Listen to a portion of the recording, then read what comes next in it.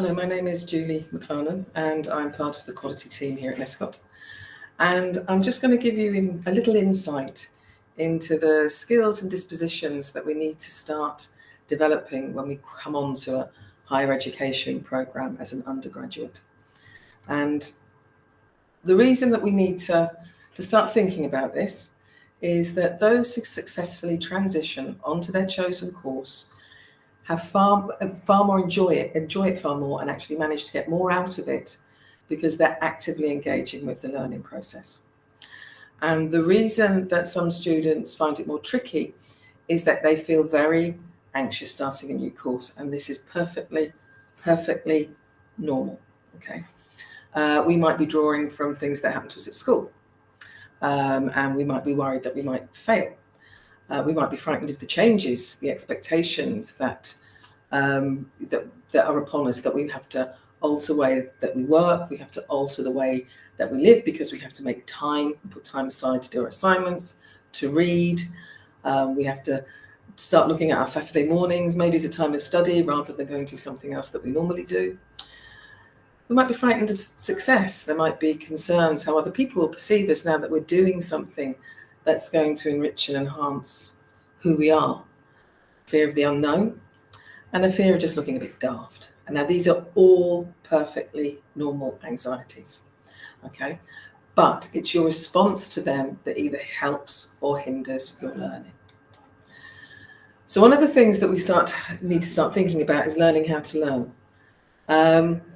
And we're moving on now from what we did at school, where we were given knowledge that we needed to either describe or repeat or were tested on.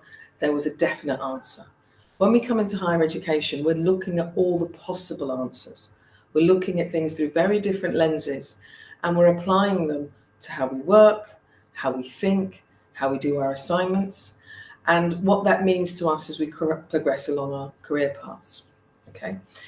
And the only way that happens is if we question our learning experiences, and that through that questioning, we make very clear plans to navigate any of the necessary changes that we might identify as being needed. Okay. Now, to make those changes, we need to be able to reflect on what we need to learn. Now, what we need to learn may not be to do with the module content. It might be to do with something like sorting out how you use Google Classrooms, how you find a particular research paper or use a database. It might be about how you upload and turn in your assignments. So these things, these little nuggets of learning that you need to sort of investigate will be many and varied. Okay, but it's only you who will know what to prioritize and what's going to help you on your learning journey. We need to engage with the people at Nescot, and I will touch base with sort of like who those people are. During the rest of your induction, there'll be far more in-depth topics about the services and the support networks that we have. And then you embrace the new and unfamiliar, and you make a change. So one of the ways, there are many ways of reflection. Reflection is holding a mirror up to yourself and starting to think about and looking at things differently, is Rolf's model. And it's a very simple model. And when you need to improve an aspect of your learning, the first thing you ask yourself is what? You identify the issue. And that raises your self-awareness. Yeah, that's your little eureka moment. Sometimes you might not be quite sure what it is that you need to change, and that's where all those support networks are in place. But you identify what it is, what the actual issue is. And then you ask yourself, so what? And this supports your analysis of the situation and to make sense of your experience. So for example, if you're struggling with, say, something like paragraph writing, that you've identified as an issue, the so what of that is, well, if you can't write in structured paragraphs, your assignments, your submissions will be very descriptive.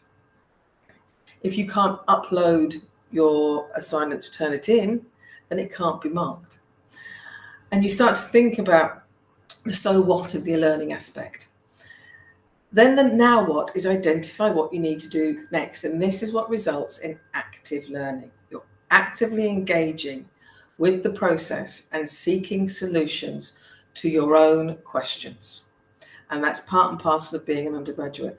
We support you through level 4, level 5, level 6, to start becoming independent learners who are pursuing areas of expertise or knowledge that they're particularly interested in. Now, for that to achieve, there is another theoretical concept, and this is a growth mindset. And this was by somebody called Carol Dweck.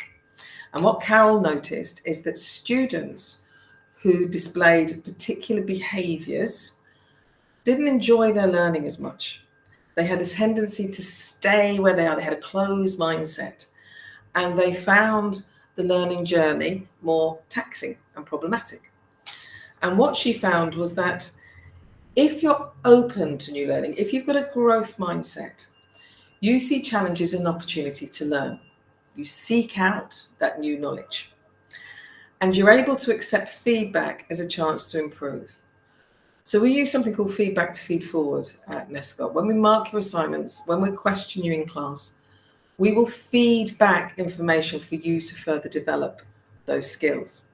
But sometimes students feel that the feedback or the grades that they get define them as a person, and that's not what a growth mindset is about. You're not defined by your grades. You're not defined by what you don't know, okay? You're defined by what you're learning and what you bring to the table, and how that defines you as an individual, as an academic, as we move our way through our degree courses, okay?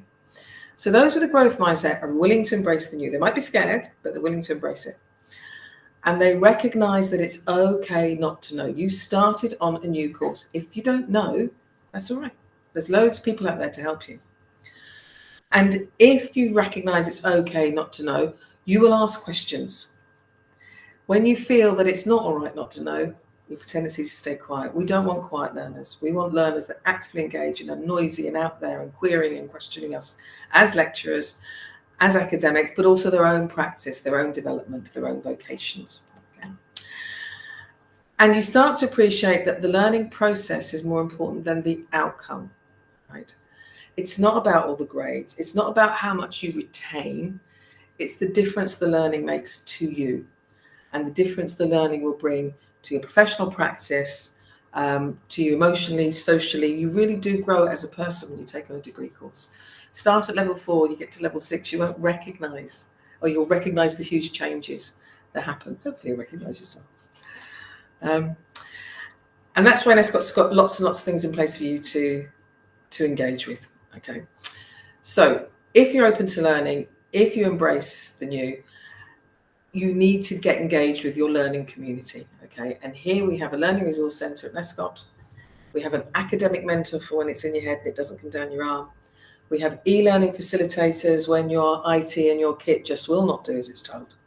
You have your tutors and you have your tutorials, and you've got your classmates, okay? You've got people that you can draw from. We're all in the same boat, okay? And if you wanted to dig a little deeper with regards to learning how to learn, the Open University have a nice little course that's a free course that you can have a little look at and maybe do. And it's just another one of those sort of things that Nescot likes to provide for their students. Say, look, okay, if we haven't got the answer here, why don't we try there? But above all, we have to remember that learning is a personal responsibility. Right? So we've got all the tools, but it's up to you how you use them. And it is our job to support and facilitate that. But if we don't know what you need, we can't help you. So be very proactive about engaging with what's there at Nescot. We're open on a Saturday. The library's open on a Saturday. There's access to all, during we've got online, face-to-face, access to lots of people that are there to help you reflect and engage. So the 5 tips for success that we at Nescot feel we need to take on board, or students need to take on board, is assert your goals. Where do you see yourself heading? Where is this taking you? Where is this journey taking you? Take control of what you're doing, okay? That's just so what. Go out there, find out what it is that you need to know and work on it. Be proactive. So actively engage with what's going on. That's your now what. Find out what works. That's your mindset. That can take a little while, finding out what works for you, but once you've found it, it's yours. And do not give up. That's another little Dweck theory, actually called the power of yet. There are certain circumstances where we can't do something, but we will be able to do something.